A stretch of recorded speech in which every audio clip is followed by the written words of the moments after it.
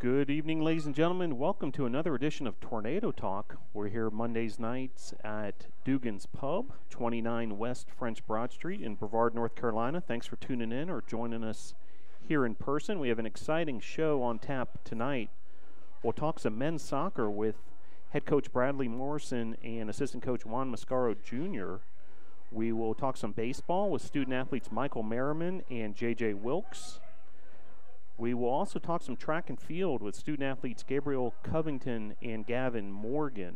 So glad you're able to join us as we take an inside look into Brevard College athletics. Do want to thank our sponsors, Arby's, Zaxby's, Holiday Inn Express, Hampton Inn, Ingles, Mission Sports Medicine, Comporium, Pepsi, and the home of Tornado Talk, Dugan's Pub.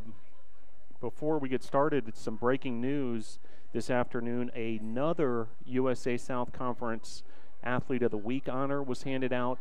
USA South Baseball Rookie Pitcher of the Week goes to Matthew Scavato, the second time he's won that award, and that brings the total to 23 weekly honors garnered by Brevard College student athletes this academic year. A very impressive group spanning sports such as men's and women's soccer, football, women's basketball, baseball, men's tennis, women's lacrosse, and men's lacrosse. 23 Brevard College student athletes named Athlete of the Week so far this season.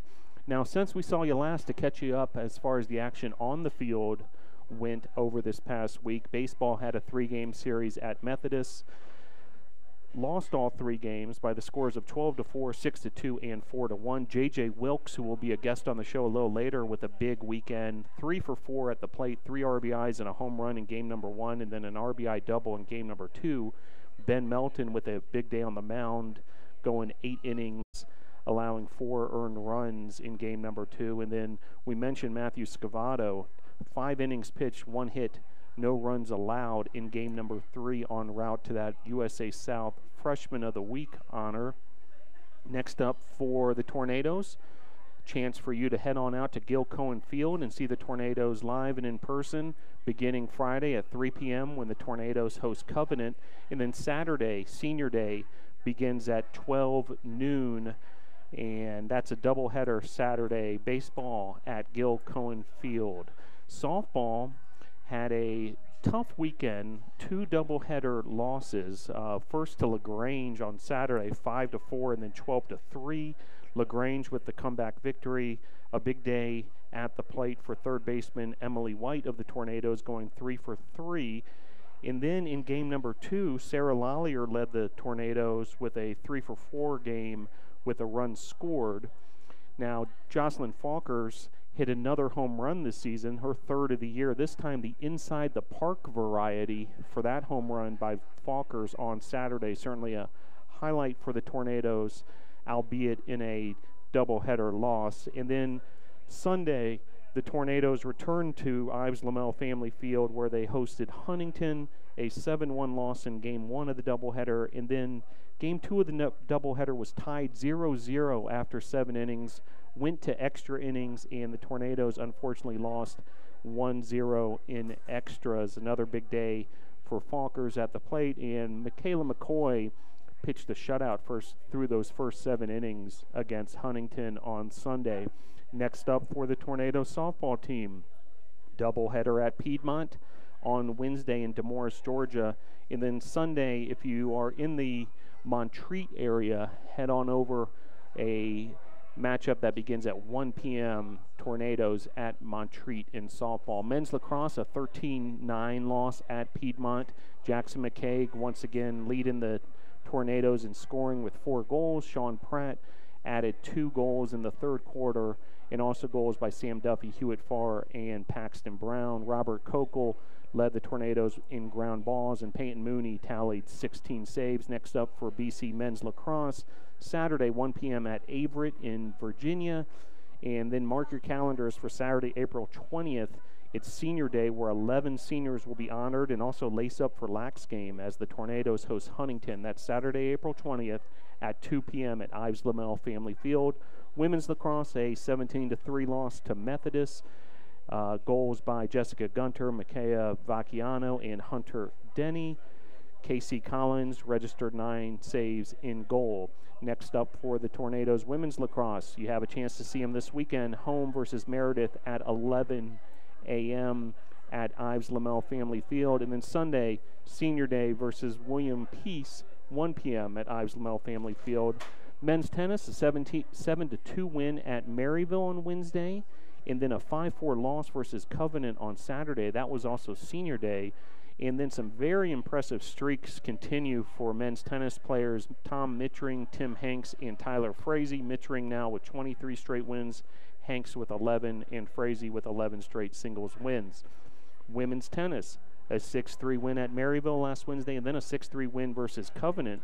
The women's tennis team is red hot. 9 straight wins in match play and is undefeated in USA South Conference play with a 5-0 record.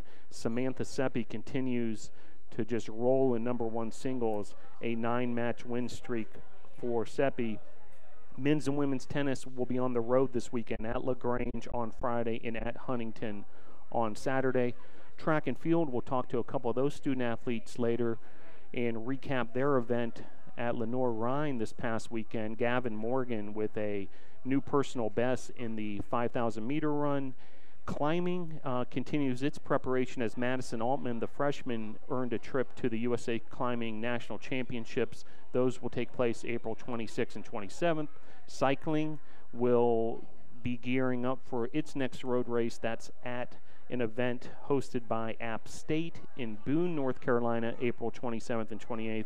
And men's golf is preparing for its season finale, April 20th and 21st, the Emory Spring Invitational in Stone Mountain, Georgia. And that will bring us to our first guest of the night as we welcome the men's soccer coaching staff for Brevard College. Great to have these two join the show.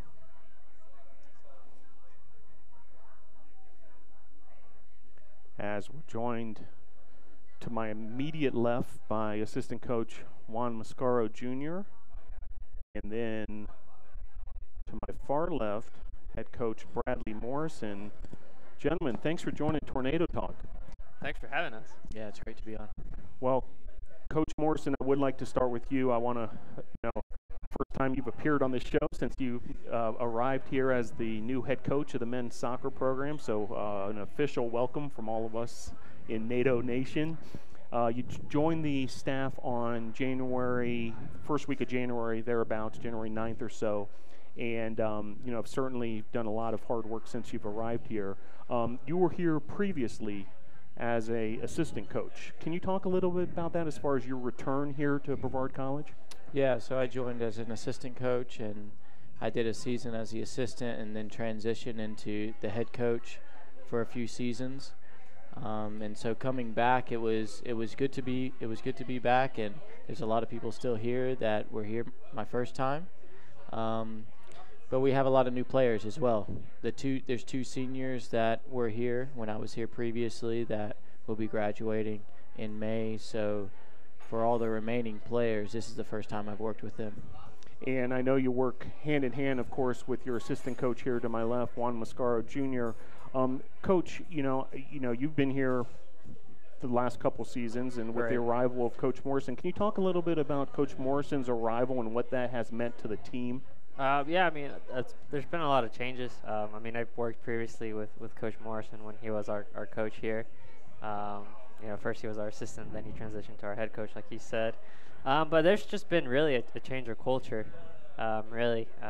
He's brought in a new environment, I would say.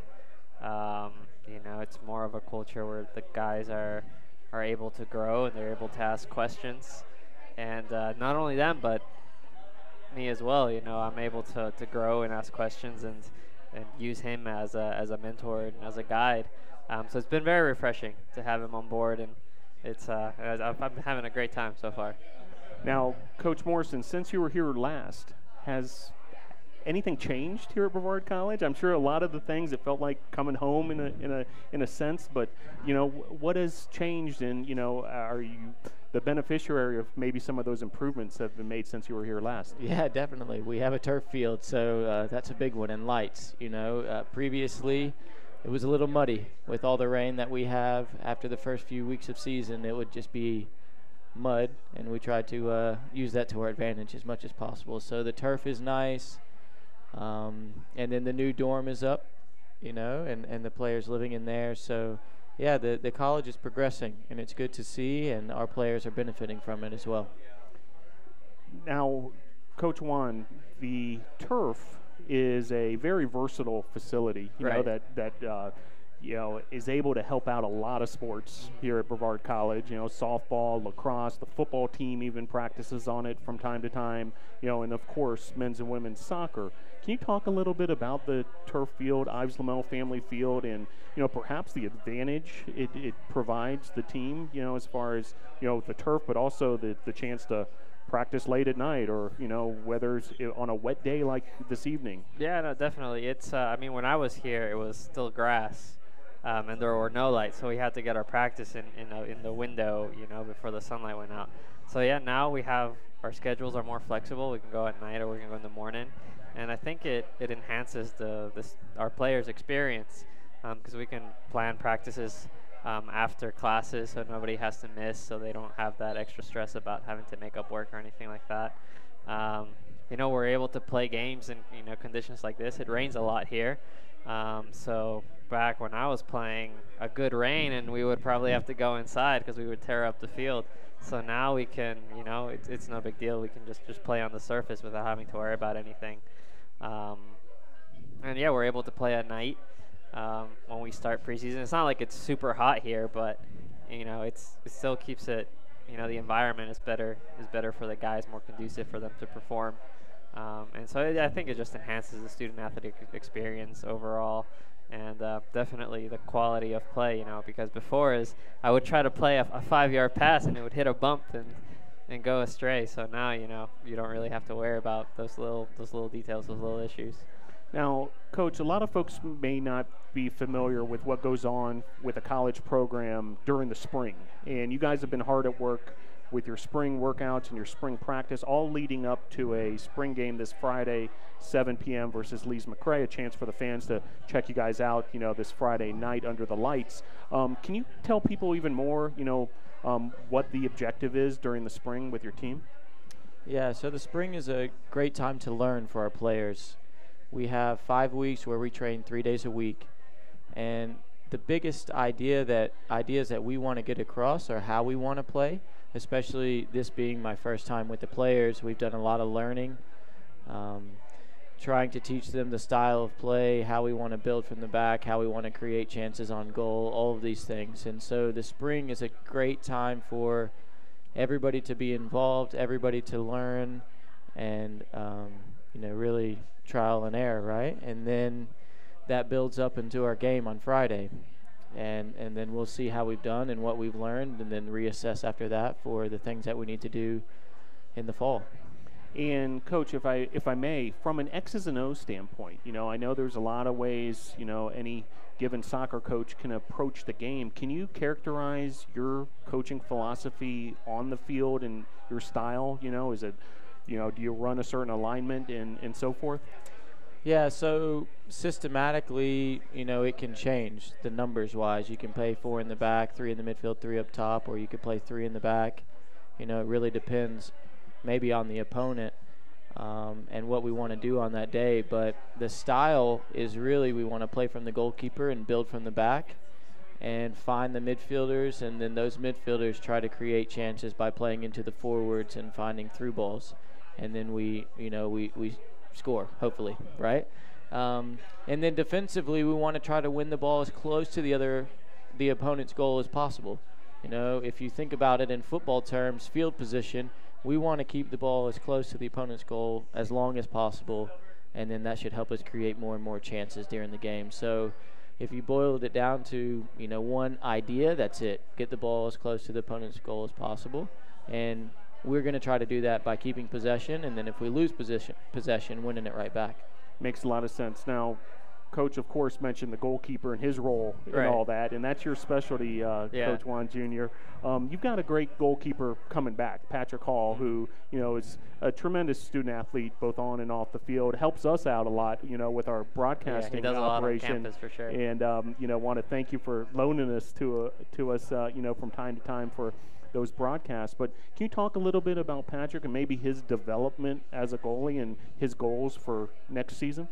Yeah, for sure. So when I started working with Patrick, he was still battling for the spot because there was 2 goalkeepers ahead of him, and so they were kind of battling it out. Then when I came into spring, he really stepped his game up. He was really receptive to my ideas and the things that I thought that I could teach him. And he's kind of just taken that and ran with it. He put in a lot of work over the summer on his distribution, which helped us a lot. He's able to play those 65-yard balls from the back. So that helps us a lot. He allows us to play from the back because he's very comfortable playing with his feet, which is, it's kind of crucial now for a goalkeeper to be able to do that. So he's going to start our attacks with the system that we're trying to play. So, he's definitely improved in that area. I think in the fall, some goals for him is, he led the conference in saves. So hopefully we can keep some of that, he won't have to face so many shots. That's a deceptive statistic, yeah, right? Yeah. Yeah, so yeah, it's good that he made a lot of saves, but then that means that, something was not quite right because you don't want your goalkeeper to face that many shots. So hopefully we can keep the shots on our goal to a minimum, and hopefully he can start keeping more clean sheets, which is the stat that you really want to look for in a goalkeeper. So hopefully we can get more clean sheets for him, and he can be up there and be one of the top goalkeepers in the conference again. Now, Coach, regular listeners of Tornado Talk have heard Juan Jr.'s backstory. His father, Juan Mascaro Sr., our head women's soccer coach and also vice president at Brevard College. He grew up basically on the campus of Brevard College. Yeah. It's an awesome story. But Hometown folks, hero, right? Yeah, absolutely, Coach. Now, folks might not know your whole backstory and your journey, to Brevard College as an assistant and then the head coach, to Gardner-Webb and then back here to Brevard College. If you can kind of take us through that, you were a successful player at Gardner-Webb as well, and maybe starting there from your playing career and then morphing into coaching and then ultimately back here to Brevard. Yeah. Thank you for saying successful, slightly maybe. But yeah, I played at Gardner-Webb, and then after Gardner-Webb, I stayed and did my master's. And while I was doing that, I got the benefit of coaching youth soccer. So I had a couple younger teams that I would coach in the evening after we had training. And that really helped form kind of my coaching career. I decided then, okay, this is a path that I want to take. I started doing the licensures, and I became the director of that club, which is based in Shelby, North Carolina. And then after that, I was doing that, and I actually got a call from Juan Mascaro, and he needed an assistant, and he needed him this week, and he said, "Can that happen?" And so, yeah, I made the trip up here and met with him, and it went well. And then I came on as the assistant for the season, and then after that took over as the head coach for a few seasons. And then I had an opportunity to do something else in soccer with North Carolina Youth Soccer in a different role that wasn't college coaching, and I decided to try that out. And I decided that, I want to coach. That's where I'm most comfortable on the field, working with players and teaching them. So I decided to go back to Gardner-Webb. That was the opportunity that opened up for me, was at Gardner-Webb as the assistant coach, and I was there for 3 falls. And then this opportunity came again, and it's good to be back. And so that's kind of the journey that it took. And coaching is a winding road, that's for sure. It's definitely about the journey and not the destination. Well, we're thrilled to have you back here at Brevard College, and appreciate all your leadership. Now, you also have done some tutelage under the U.S. Soccer umbrella, specifically on some of the finer points of the coaching profession. And, I was fortunate enough to be able to sit in on a session you did today with, the coaching staff from all of our sports at Brevard College to share some of that knowledge. Can you expound on that a little bit? Yeah, so in the U.S. soccer coaching education, there's a pathway for coaches, all the way from grassroots, 4v4, which is 6-year-olds, through a pro license. And so there's many steps along that path, and I was on that path, and now Junior is on that path, taking his licenses. And so I had the opportunity about 4 or 5 years ago to become an instructor because of the license that I held, and I had worked with some of the people that decide that. And so there's a little course that I've been doing, which is the U.S. Soccer Instructors course. And, this morning I had the opportunity to share some of the ideas about how we create an environment for our players. And that's one of the biggest things that U.S. Soccer is working towards, is how do we create the environment for our players at the youth level so that they not only play soccer, but they enjoy soccer and they want to keep playing soccer past the age of 11 and 12 onto when they're teenagers. And if we can keep more players playing soccer, then hopefully that will help not only in high school and college, but with the U.S. national teams, and that's the major goal. Now, Coach Swan Jr., there's an event coming up, the ID Clinic, on Saturday, April 27th. That's correct. High school soccer players and, club soccer players and that kind of thing, they know what an ID clinic is. Yeah. But I have a feeling a lot of our viewers and listeners may not know. Can you explain what an ID clinic is and also what will be happening on Saturday, April 27th at Brevard College? So an ID clinic is an opportunity that a lot of colleges have for high school and club players to experience what a college training session is going to be like. So they can, especially if they're interested in the school, they can come on campus, they can play on our turf field, they can see the way we coach, and then they can, do a campus tour, and they can see, well, Brevard is a good fit for me, or maybe Brevard's not a good fit for me. And a lot of colleges just do these kinds of camps, and it's really just to show them what to expect once they transition into the college game, so they know how to prepare. Because a lot of them really, they think they have an idea of what to expect, and then they get there and maybe they're not as fit as they should be, or maybe they just didn't prepare like they should. So it shows them what to expect and what college coaches are looking for in players during the recruiting process. So, and it's a good opportunity to showcase our facilities, showcase our school, and maybe a couple of those campers will become interested in Brevard and hopefully join us. And you're encouraging prospects to go to bctornadoes.com, click on men's soccer. There's a chance to register for the ID clinic definitely. there. And certainly for any aspiring high school soccer player, sounds like a great opportunity. Is there an age limit or window that you're asking kids to be? I mean, we're keeping it from 9th all the way to 12th grade, right? Yeah. So for the ID clinic, they need to be in high school.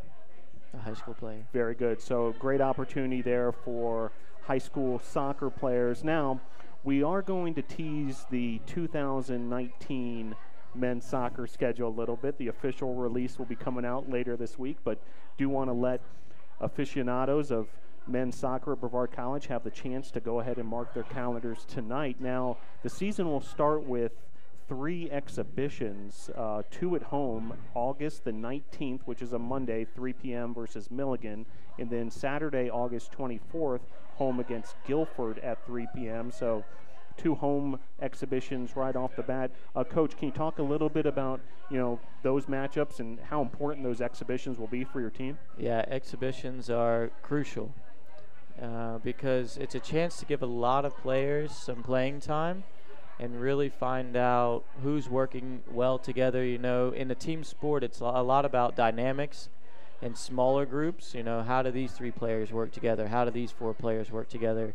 And really building those relationships. And the exhibitions give us time to build those relationships and then use that film and learn from it before we start matches that count. So they're very important for us. a third exhibition at Lee's McRae. If you're up in the Boone, Blowing Rock, Banner Elk area, you might be able to catch the Tornadoes there on August 26th. And then the regular season opens with a 2 games, part of a tournament at Barry in Georgia. A game against Swanee, and also at Barry August 31st and September 1st. Do we know what to expect out of that weekend? Yeah, it's going to be a tough weekend. You know, you're on the road in the first weekend of the season. It's our first date that we'll be staying overnight in between games, and so it's a lot of different factors going into it about the rest and recovery. How do we respond in the second game versus the first game, and it really depends on how the first game goes. And so an away game in your opening day is tough, but you know, it's something that prepares us for the rest of the season, because we'll have to do that in conference. So we're definitely looking forward to the challenge, and we're excited about the opportunity. And then the regular season home opener Saturday, September 14th versus Covenant at 3 p.m. Ives Lamel Family Field. So, you know, if you want to go ahead and block off those dates, and then stay tuned to bctornadoes.com, as later this week the schedule will be official. As we close, you know, Coach, I'd especially like to hear from you, but I'd like to hear from both of you on this one, you know, and it's a typical question I ask a lot of people here on Tornado Talk, but everyone's got a little different twist with the answer. And the question is simply this: what makes Brevard College special, and this a special place, and, you know, in many cases, the best place to come to college as a student athlete? You want me to go first? It's all yours if you want to take it. Well, I mean, for me, it's home, right? Like, I grew up on campus, and, you know, we moved here when I was 14, so for me, it's home. But now that I work for the school, you know, I get to see it in a different light. And we have a really good people. We have really good staff. I think our AD said it this morning at our staff meeting. You know, I think our biggest attribute our biggest strength as an athletic department is our people. We have people that care and really take an interest about our student athletes' success. So I think that's what makes Brevard College so special.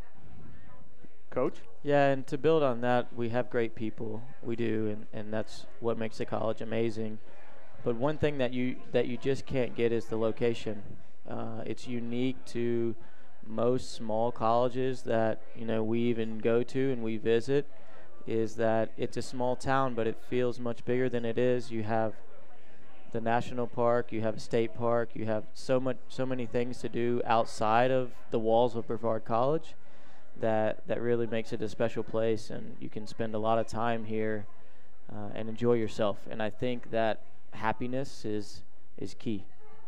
Well said. And, you know, as someone who relocated here myself and can represent the South Florida region, I can guarantee you that folks there are already planning their vacations this part of Western North Carolina this summer. They all want to move here pretty much, and I feel like I hopefully got in before they all get shut out, you know, from the exodus, you know, from Florida. But, guys, it's great to have y'all on the show this evening.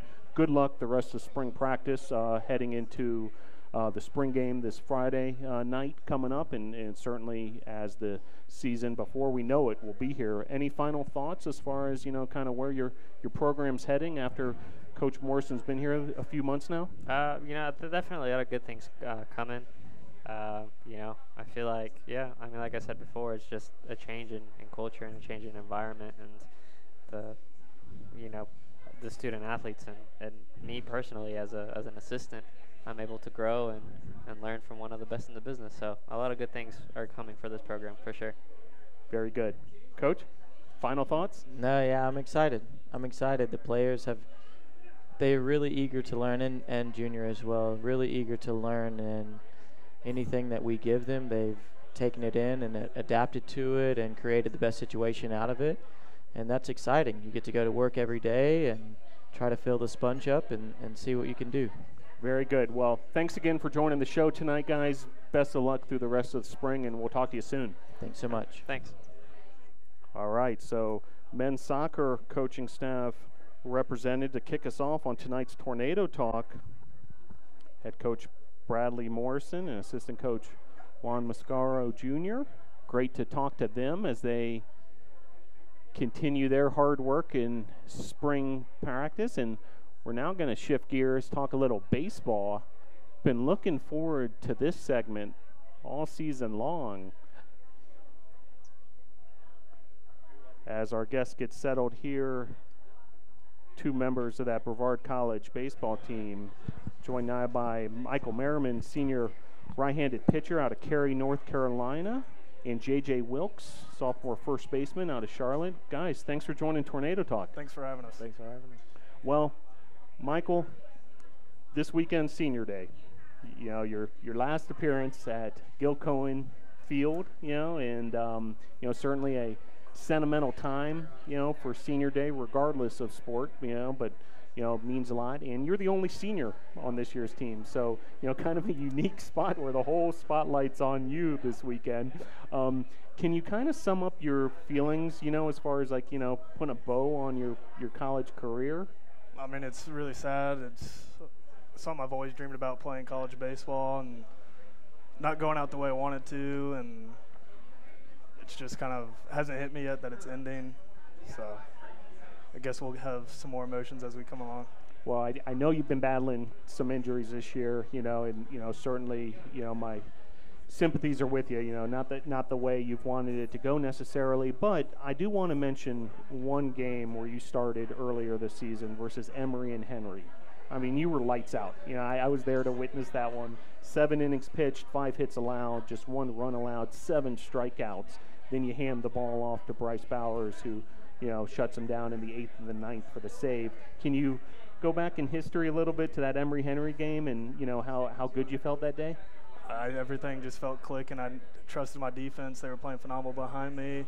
They got an early lead for me, and I just went out there, trusted my stuff, and when it was my time to come off, I handed the ball to Bryce Bowers, and I trust him a lot coming in, and we got the job done as a team. Yeah, and do you remember that game? I saw you nodding, JJ. And as the first baseman, you're right there in the thick of things. I mean, there's pickoff throws, having to pay attention defensively, and you're watching these pitchers go to work. Do you remember how Michael was performing that day? Yes, sir. Because a lot of my pitchers, I talked to them mid game, in between pitches, even before they even take the ball. So I knew exactly how I was feeling, and I was just keep giving them the energy they needed to keep on going. Now, while he was feeling it that day, you were feeling it this weekend on game 1 of a series at Methodist. 3 for 4 at the plate, 3 ribbies, and you went deep for a home run. Yes, Did you feel like you were particularly locked in that day, or has it been more of a culmination, leading up to that? We just work really hard in practice. I mean, Coach always tells us, find pretty much one thing you want to work on and focus on it. And I feel like he just transferred over to the game. Now, would like listeners to get to know each of you guys a little more, beyond just all these stats that we talk about all day. And Michael, the senior, we'll start with you. Let's start with this one, and you can think about this one as I, get Michael going. When did you first realize that baseball was the sport for you? I realized it when I was a sophomore in high school, and I made varsity that year, and I just realized fell in love with baseball, and that's all I wanted to do with my life. And after hearing and talking to my dad and my pitching coach about it, I really started to focus on it day in, day out, and every day of the year. Prior to that, were you a multi-sport athlete trying a bunch of different things? I actually wanted to play basketball up until my sophomore year. Sort of a power forward, maybe even a stretch forward. You probably had a shot too. And same question for you, JJ, as far as, when you realized that, baseball was, the sport for you. I really want to say my sophomore year, high school, freshman year possibly. I did play football and basketball too, so I was just bouncing between sports and everything. And then at one point I was just baseball is really what I want to focus on. I love it, so my heart is.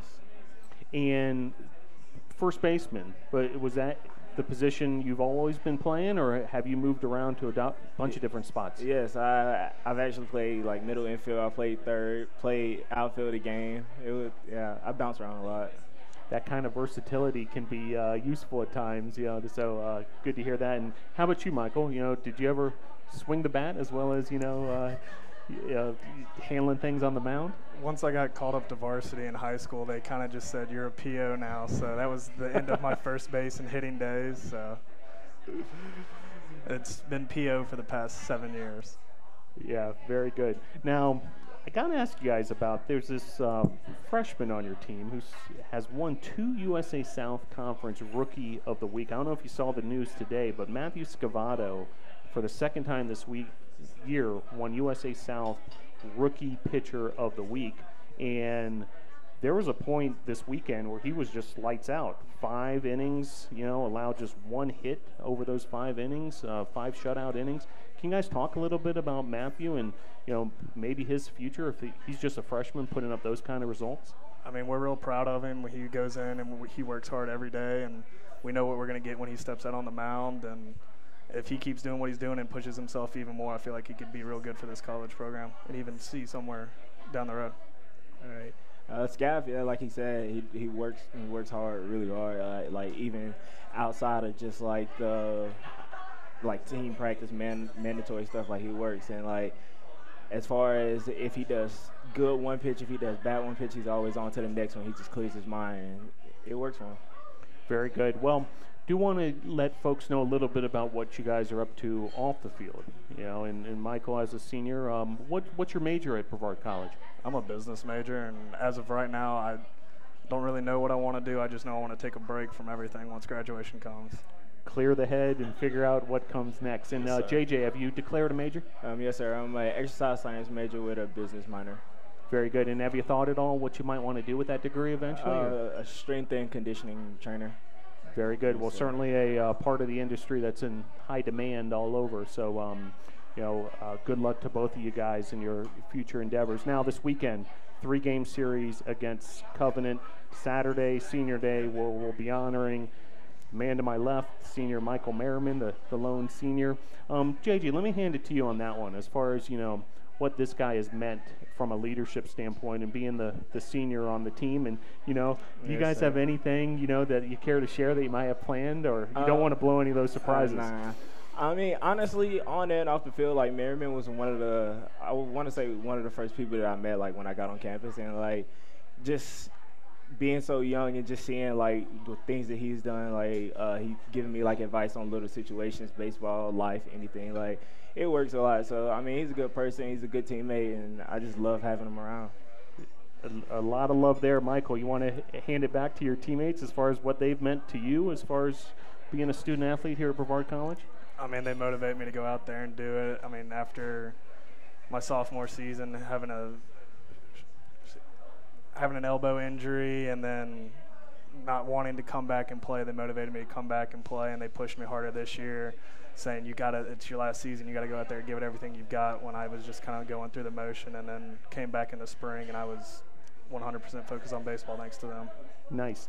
Well, I do like talking to student athletes about their respective sports and just talking some general sports talk. And, I'm looking up here, Yankees-Astros on ESPN. It's 0-0 early on in that one. Do each of you have a preferred Major League Baseball team? I'm a Yankees fan. Yankees? Dodgers. Yankees-Dodgers, a classic, rivalry there for over the years, dating back to New York versus Brooklyn. Now, how about as far as a player that you've always looked up to or admired? I've always been a Jeter fan. That's kind of why I went Yankees. But since he's been gone, I follow Didi a lot, Didi Gregorius. I've always followed Clayton Kershaw, and I wear his glove, and I've kind of mimicked my wind-up after him. So I've been a huge Clayton Kershaw fan my whole life. Both very good choices, no doubt. And have you guys had the chance to watch any Major League Baseball in the first couple weeks of the season here? A little bit here and there. And any early impressions as far as, who might be looking good or surprising? I always go with my team. I'm going with the Yankees. Always. It's too early to tell, but Dodgers are off to a hot start. Mariners are off to a hot start. So it'll be interesting to see what happens the rest of the season. Okay, we talked Major League Baseball. Let's talk a little NFL. Same question. Who's your preferred team? Don't have one. Redskins. Redskins. Interesting. Yes, and is there a history behind that, or did you have was it family into the Redskins, or bloodline? Yes, sir. Part of the bloodline. All right, we got to do one more. NBA. I follow LeBron. Wherever he goes? Wherever he goes. So Cleveland, Miami, back to Cleveland, L.A., wherever he is, that's your team? That's my guy. That's my favorite player. Ever since I've been growing up, I just follow him. JJ? Kevin Durant. Yes, sir. No team, Kevin Durant. Wow. It's truly a star-driven league, that NBA. Yeah, no doubt about it. Well, it's been fun talking, a little sports with you guys, too. Michael, we'll let you have the floor to finish this off. You mentioned your teammates. You mentioned, what this Saturday is going to mean. But can you kind of go back even further and any family members or, coaches maybe along the way or former teammates back at high school, what have you? The floor is yours to thank and give a shout-out to whoever you like who's helped you get here to this point. I mean, just my pitching coach back in high school. He taught me everything I know about pitching, and my dad and my mom motivating me ever since I was a little kid. And, I mean, now I mainly go out there and I pitch for my grandma and my sister. So that's my whole motivation right there. Yep, and with that Clayton Kershaw influence, there's a lot in that, formula there. JJ, anybody you want to give a shout-out who might be watching or listening later on? Say, man, I just want to thank all my teammates, everybody back home watching. Love y'all. Thank you, Mom, Duke, supporting me. All my brothers, thank y'all. We here. Very nice. Well, guys, good luck this weekend versus Covenant. Michael, congratulations on Senior Day. We'll be seeing you out there at Gilcone Field this weekend. It'll be a lot of fun, and hopefully a lot of the fans can come out and see guys. Last chance to see the Tornadoes on their home field this weekend. Friday, 3 p.m., and then Saturday, doubleheader begins at noon. Senior Day ceremony before the first game of that doubleheader, so make sure you get there early. Guys, thanks again for joining Tornado Talk. It's been a blast, and good luck this weekend. Thank you for having us. Michael Merriman and J.J. Wilkes, two members of that Tornadoes baseball team, getting ready for Senior Day this weekend. Well, they'll be honoring senior Michael Merriman, and great to talk to Michael as well as J.J. And we'll switch gears yet again, moving from men's soccer to baseball, and now we're going to talk a little track and field.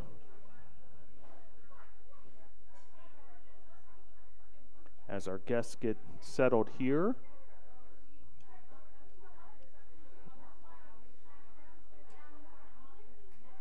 All right, joined now by Gabriel Covington and Gavin Morgan of the Brevard College track and field team. Hey. Gentlemen, thanks for joining the show. Thanks for having us. Well, it's great to have you guys on. We had your new coach, Daryl Patrick, yes, on a few weeks back, and he was able to preview the track and field season. Now you guys are right in the middle of it. Yes, sir.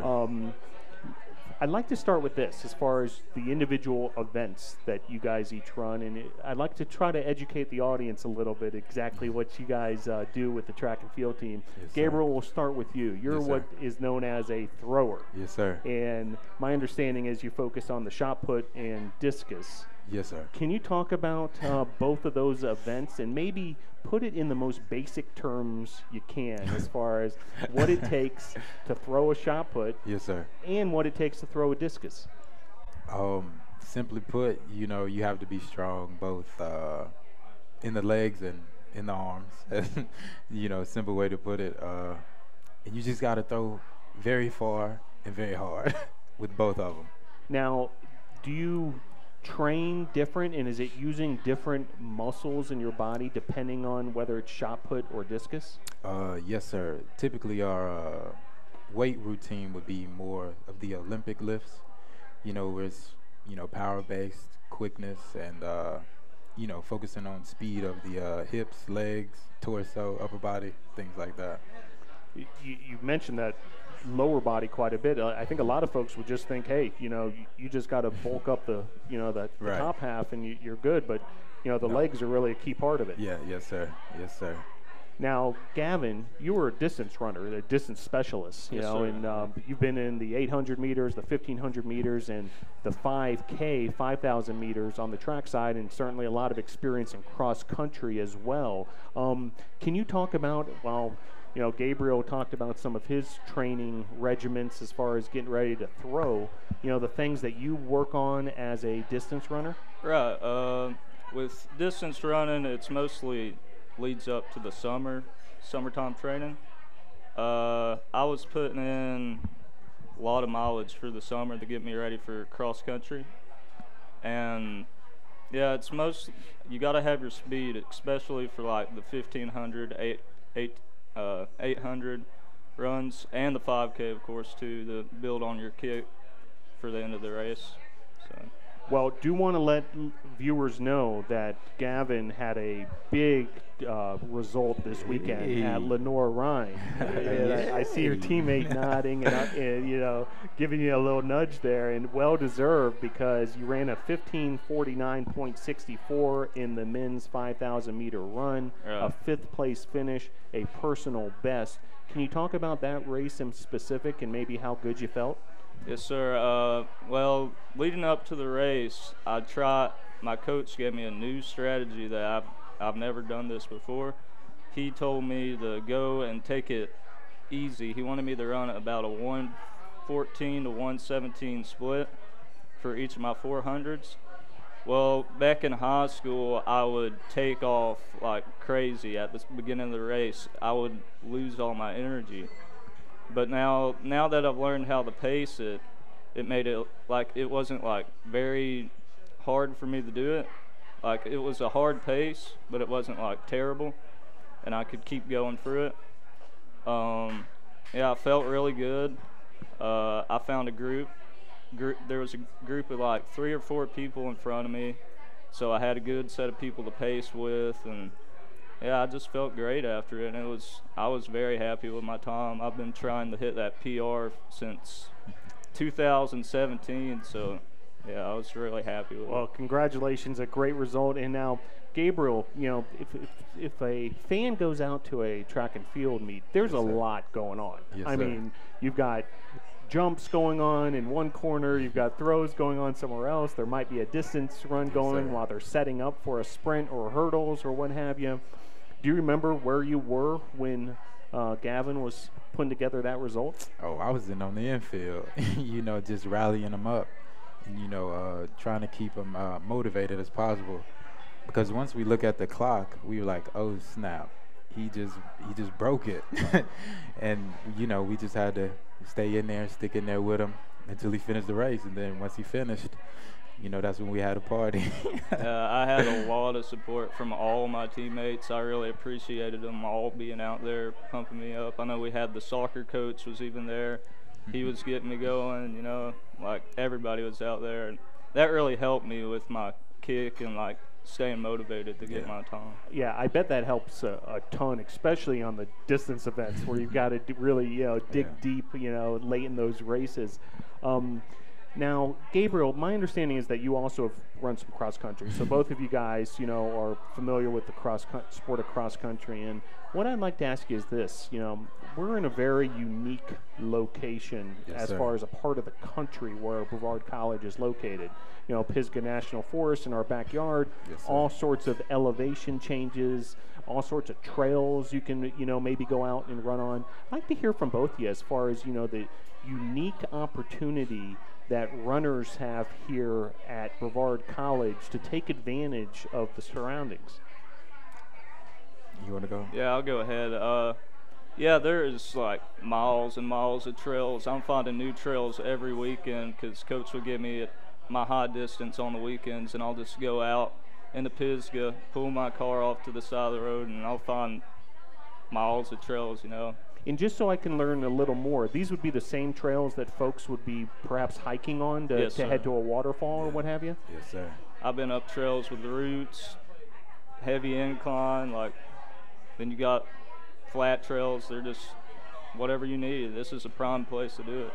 I'd imagine, though, you've got to be very focused, where those feet are landing, on some of those trails. Anything you want to add to that, Gabriel, as far as, sort of our unique location here at Brevard College? Okay, so my cross country, season was kind of unconventional, seeing that it was my first ever time running cross country and long distance. So Yeah, so the first time we went out into the forest, I was like, wow, this is a beautiful place. And you know, I'm a kid from Charlotte, North Carolina. I've never really Right, been city in life, mountain, yeah, right? you know. And I was just really amazed by it. I was amazed by it, and then the team was solid, and we had good people surrounding us, so it encouraged me even more to like keep running. And now I still put in, a little bit of mileage. Coach Darrell wants me to, turn it down a notch, but I still get my miles in. Now, you mentioned team just then, and we talked about the team support of Gavin while he was cranking out that mark in the Yes, sir. 5K. Yes, sir. You think of track and field as very much an individual sport. You're doing an event as an individual. Yes, sir. However, especially on the college level, it's a team sport too, where you guys are traveling together, you're working out together, you're encouraging each other, all these things.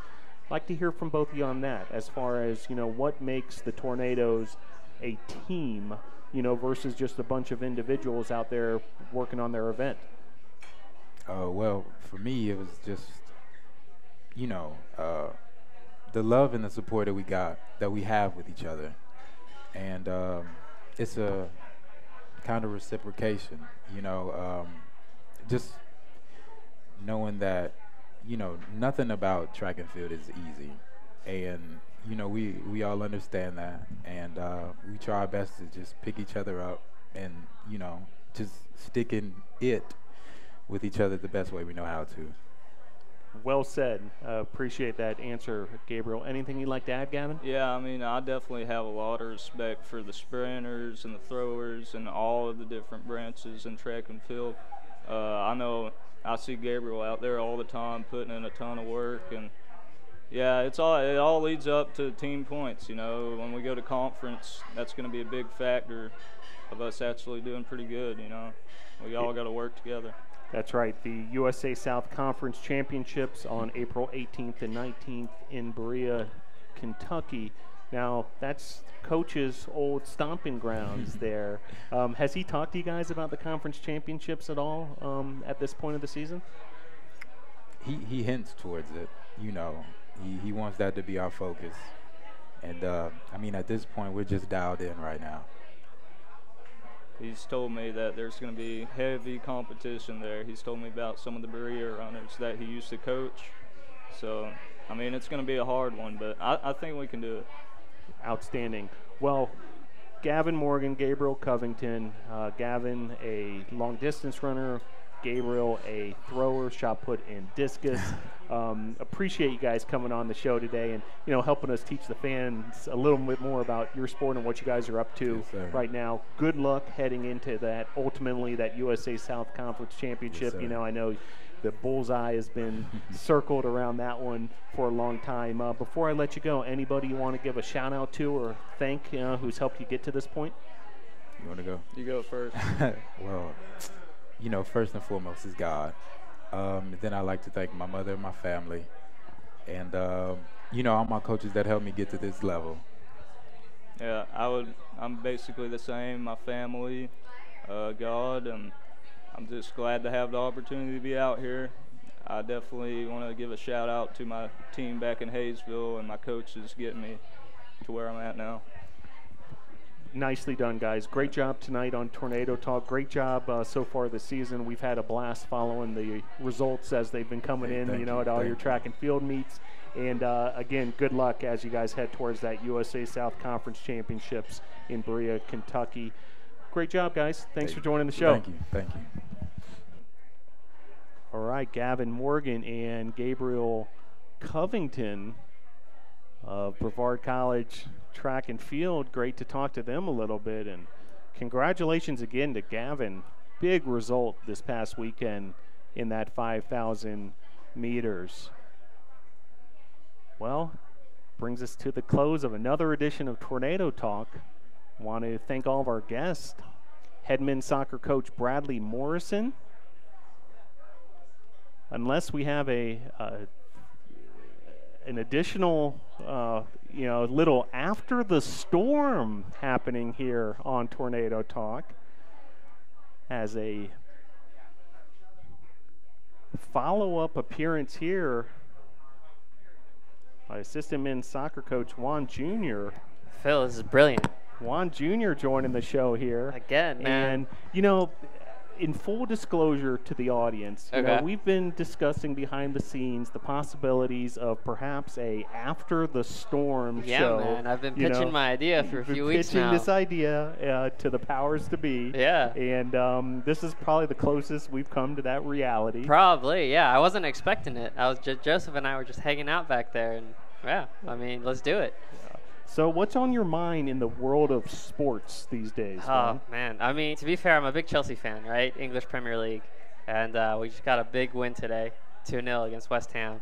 So we went up to the third. And in soccer, especially in European soccer, what happens is if you finish in the top 4 of your league, you go into what's known as the Champions League, which is, you know, there's the World Cup and then there's the Champions League. So clubs want to qualify for the Champions League. And the club that I support hasn't been qualifying for the Champions League as much as us, the fans, would want them to. So it's a big game for us. Unfortunately, I missed it because we had training. So, you know, priorities, right? But, yeah, so I was able to check the score after training, and big win for Chelsea Football Club. I would like to talk about international soccer from this perspective. Okay. You know, as someone who, you know, as far as a sports fan, has been raised as a ball and stick traditional U.S. sports, football, baseball, basketball being, you know, probably number one in my viewing habits. And also I would religiously watch the World Cup every 4 years. Right. But what I have noticed in the United States market in recent years has been a creeping up of Saturday morning international soccer on the big United States networks, where there's watch parties at sports bars all over the country. People, you know, are watching that instead of maybe a day of, you know, college football. You know, that's their priority suddenly. Can you talk about that a little bit as far as the rise of that, you know, whether it's Premier League or other international soccer, and how it's broken in to the media here in the United States? Yeah, definitely. I think, you know, the fan base has definitely grown, and I think as Coach Morrison was talking about, the U.S. with the U.S. education of soccer, as more kids get into the game and continue playing it, their parents get into it as well. So now you have more parents and the more, you know, young adults, more millennials who are starting to have children getting into the sport because that's what they played when they were young, or what, you know, what their children are playing right now. So I think maybe that's one of the contributing factors as to why there's more of a fan base now. And, you know, I think it's definitely it was an opportunity for a lot of these TV networks to serve you know, a market that was underserved.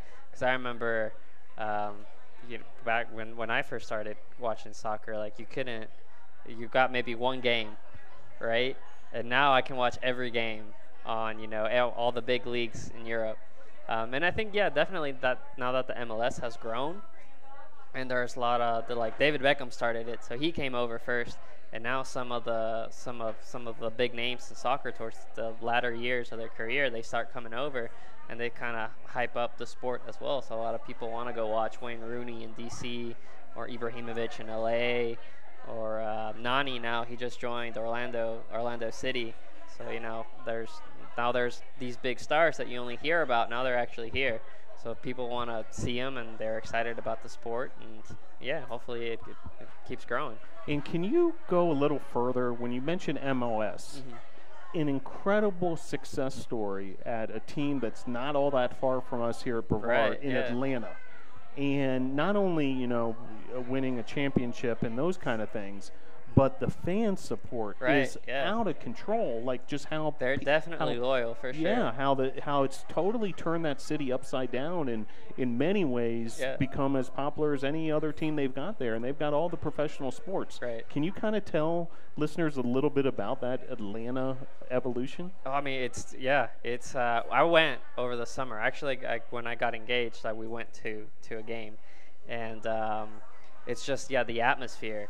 It's definitely, it doesn't feel like, I don't know, it feels like you're over in Europe, or you're in Latin America at a big stadium, and you have the fans, they're always on their feet, there's music, and they're waving their flags and stuff like that. So the the environment, the atmosphere there just gets you buzzing when you walk into the stadium. And I think the new stadium, the Mercedes-Benz Arena, definitely First class, helps. as good of a facility as, as the country has. Yeah, but I think when the franchise started, I think they did it the right way. They wanted to involve the city, and a lot of things that Atlanta did for their brand was based around the community, the people of Atlanta. So their logo and their colors and all those little details were chosen to represent Atlanta. So they made it like the People's Club, and I think there's a lot of Atlanta's a very international city, so I think there was already an interest in soccer already. So there was, with the team, by starting a franchise in Atlanta, a lot of people, had something to rally around, or they had a common team that they could support, right? Because they were already interested in soccer, and they were probably supporting, teams in La Liga or the Premier League or whatever. But and a huge youth soccer scene in right, that market too, yeah. right? And now they had their own team, and so yeah, definitely very loyal fans, and they make the games very exciting, and the players that they were able to recruit. I mean, their first coach was Tata Martino, and he's a very popular coach and a very well-known coach in South America, and now he coaches the Mexican national team. And he was over to bring players that play a very attractive style of soccer. So very attacking, a lot of goals, a lot of chances. And actually, their best player, Miguel Almiron, he moved over to the English Premier League, to Newcastle. And so, hopefully we can see more MLS exports into the top leagues. You mentioned that atmosphere, and a couple, teams in the MLS have certainly created that. Seattle and Portland come to mind as far as these huge fan bases and that whole experience, that march to the stadium, for sure, from a downtown area and that kind of thing. The other thing that came to mind as you were given an explanation with regards to the MLS and with United States soccer is promotion and relegation. Yeah. Which is a huge topic, and the MLS has, done some things to sort of stonewall, right. That they're protecting their brand and their, shield and so forth from the promotion and relegation that happens throughout the world and the rest of international soccer. It's a big area of debate, here in the States. Can you maybe inform listeners a little more what that's all about? So what happens is, and in a lot of leagues, especially over in Europe and sometimes in Latin America, is the bottom three teams, they get relegated, so they go to the second division, and then the top three teams in the second division get moved up to the first. So it's this revolving door. And it kind of makes it more exciting because sometimes, by the end of the season, the bottom teams don't really have anything to play for. But with relegation and promotion, there is something to play for. They want to stay in the first division, or in the Premier League. And then obviously, if you're in the second division, you want to be able to move up, right? And I think the MLS is definitely growing. I think they have 23 franchises now. I think they have sounds about right. Yeah. And they have a few more in the works. So I think the league, it's going to get to a point where what do you do with all these teams? Do you create a relegation kind of promotion kind of thing, or do you just split them in half and whatnot? So it's definitely a big question. I'm used to the relegation and promotion. I think it makes it exciting, especially for some of the bottom teams. It gets you actually want to watch their games towards the end. Could you imagine if the Browns, when they were having that bad run, they would have gotten relegated. Well, and part of the challenge seems to me that, there were multiple, if you want to call them minor leagues, right. Across U.S. There's soccer. Definitely levels at soccer. And depending on who you talk to, there could be an argument made, NASL versus the other ones escape in my mind, but who's necessarily better. Right. But there's the event, the U.S. Cup, that sort of determines the right. best of the rest by whoever wins that. So maybe that's even an option. The winner of the U.S. Cup, gets promoted up. There's a few ways you can slice it, but it's an interesting debate where while the rest of the world is used to promotion and relegation, not the case in the United States, right. at least at the moment. Right, for sure. And I think that's a question for the federation once the MLS grows, and they'll definitely have to look into that maybe in the near future and see, well, do we want to explore this? But like I said, the sport's definitely growing. There's a lot of markets there, where hopefully we get a team here in North Carolina that we can support. So that'd be brilliant, huh? Now, there's a few teams professionally in North Carolina, including one in Asheville at the moment. Can you tell folks what the options are to catch some pro soccer in the state of North Carolina? Yeah, so I mean, Asheville City's right down the road. They usually play in the summer, and I think they're an NPL team. So basically, it's just a summer league. It's a lot of college players or ex-college players that play over the summer.